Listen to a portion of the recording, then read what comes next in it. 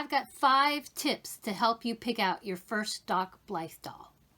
This is tip number 5, and I'm going to be doing this in order of importance from least important, tip number 5, on up to my number 1 tip for picking your first stock Blythe doll. If you are already a Blythe collector, please watch to the end of the video and add your tips down below in the comments. So tip number 5 is pick a Blythe doll from all the stock dolls that there are that may remind you of a fictional character. For example, this little doll here, this is Blythe Loves Anna. She's a special release that came out quite a few years ago. And if you don't guess who she reminds me of, I will say she reminds me of Wednesday Addams, which is a favorite character of mine. And so, yeah, so picking a character that maybe you like that the doll resembles might be a way to go. She's not wearing her stock outfit. This is a little dress that I purchased for her, and I put her hair in braids, and I added these little black boots. But she does, for me, give off a Wednesday Addams vibe to me. And in fact, there's another doll, another stock doll that looks very much like Wednesday Addams called Drusilla. So she would be another one if you're a Wednesday Addams person. So think of any type of character, anything from Anna Green Gables to maybe an anime character that you really like, and look through the stock Blythe dolls and see if maybe there's one that resembles her.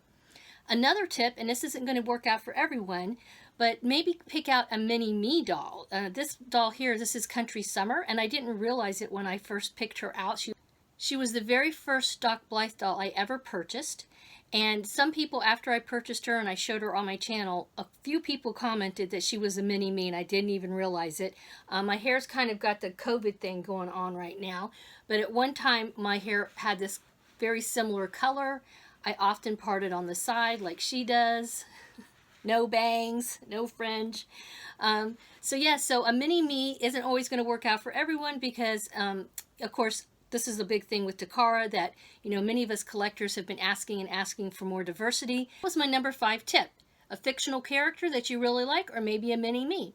Number 4, don't make cost the driving factor. Yes, the price of these dolls can be quite expensive, and many of us have to save up and wait to purchase one when we can afford it.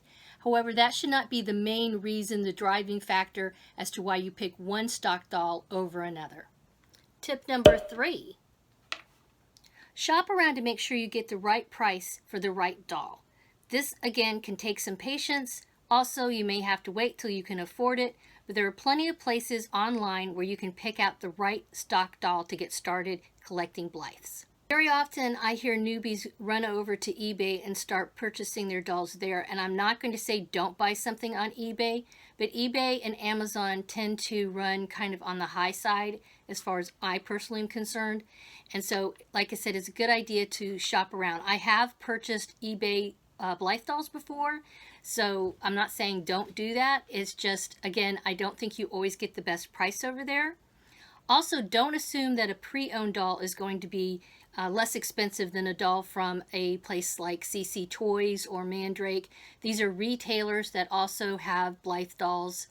Remember that somebody who is selling a pre-owned Blythe doll is able to put any price tag he or she wants on that doll. That doesn't mean it's necessarily a deal just because it's pre-owned. Very often I have seen dolls that have been sold on some of these Facebook groups, which are really good places to find dolls for sale that are pre-owned. And I always go to check over on Junie Moon and CC Toys and Mandrake before I definitely decide to purchase that way. I have purchased quite a few pre-owned dolls through Facebook groups, but just make sure that you do your homework and make sure that you're getting a good deal.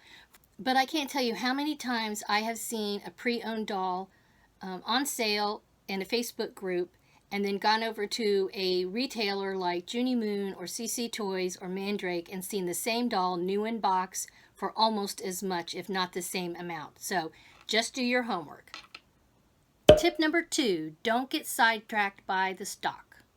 Yes, the stock can be really, really cute.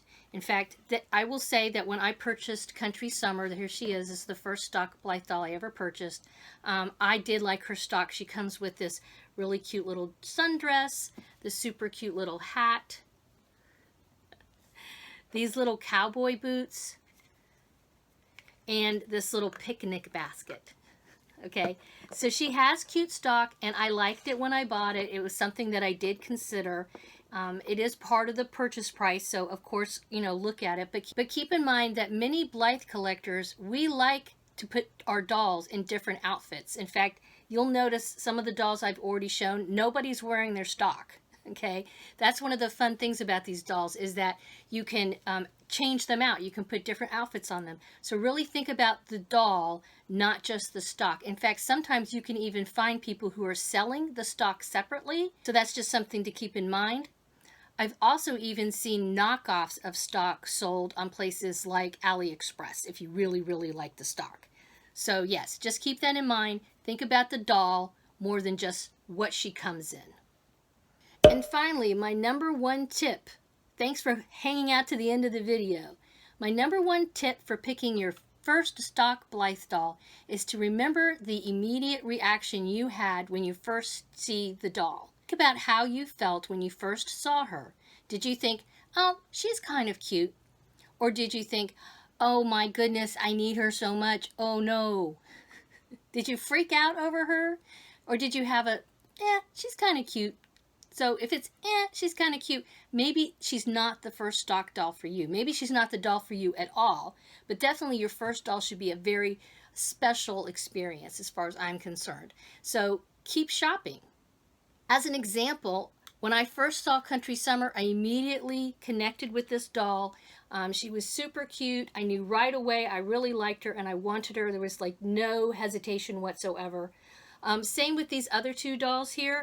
As soon as, in fact, these dolls came out with just their, what they call renderings, just drawings of them. The dolls themselves weren't even available yet, and I saw drawings of them, and I knew immediately I wanted them, and I pre-ordered them as soon as I possibly could. This is Asha Elvira, and like I said before, this is Blythe Loves Anna.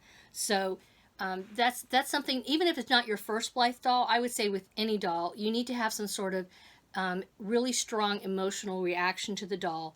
And to me, that means I'm okay with buying the doll. I'm going to like the doll. Of course, if you don't like the doll when you get it, that's a whole different story. Maybe that's even another video.